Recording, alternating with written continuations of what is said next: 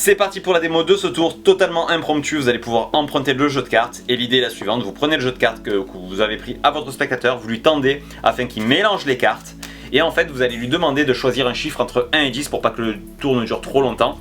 Et ensuite il prendra connaissance de la carte, donc en fonction du chiffre, imaginons qu'il choisisse 8, il prendra connaissance de la 8e carte et ça c'est lui qui fait ça, vous ne touchez pas les cartes, c'est lui qui fait tout. Donc en gros vous lui tendez le paquet, il mélange les cartes et à partir du moment où il choisit un chiffre, donc là pour le tour je connaîtrai le chiffre, mais dites-vous bien que normalement le magicien n'est pas censé connaître le chiffre choisi.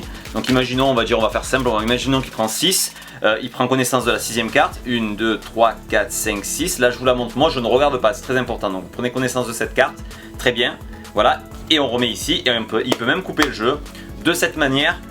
On est d'accord que là en tant que magicien, moi je peux connaître absolument pas ni la carte ni le chiffre choisi par le spectateur.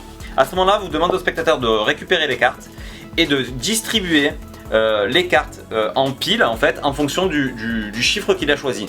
Donc là moi je vais faire 6 piles, mais normalement je suis pas censé savoir parce que moi je me tourne à ce moment-là et je ne regarde absolument rien. Donc le spectateur utilise le chiffre qu'il a choisi, donc 6 dans l'exemple, et il distribue les cartes de cette manière en 6 piles comme ceci jusqu'à ce qu'il n'y ait plus de cartes en main. Vous pendant ce temps, c'est très important, vous êtes entièrement tourné, vous ne regardez rien, vous n'avez donc pas aucun indice sur le nombre de piles qui est en train d'être constitué, donc vous ne pouvez pas savoir le chiffre qu'il a choisi au départ. Souvenez-vous, les cartes au tout début ont été mélangées par le spectateur, vous ne faites rien, il mélange les cartes, il choisit son chiffre et il prend connaissance de la carte. À ce moment-là, vous l'invitez même à reconstituer les paquets comme il le désire, donc imaginons ici, celui-là ici, celui-là ici, celui-là par-dessus et celui-là on va dire aller en dessous, voilà comme ceci.